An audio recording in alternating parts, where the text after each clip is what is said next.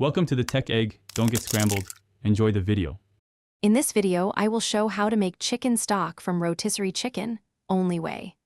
Start by breaking the carcass into pieces and removing most skin and large fat pockets.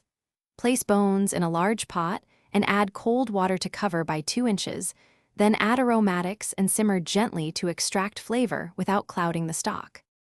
Add rough chopped onion, carrot, and celery to the pot with the carcass, then toss in a bay leaf, a dozen peppercorns, and a parsley stem.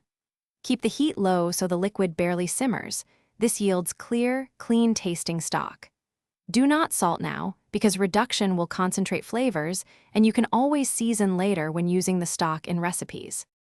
If you're finding this video helpful, please subscribe and like so I can keep sharing practical kitchen tips.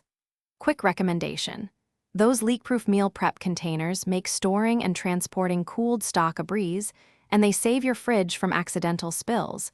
They nest neatly and seal tight for soups and sauces. Check the description for the link and other deals. Now let's get back to the video. Maintain a gentle simmer for 1.5 to 3 hours, depending on how rich you want the stock, skimming any foam occasionally.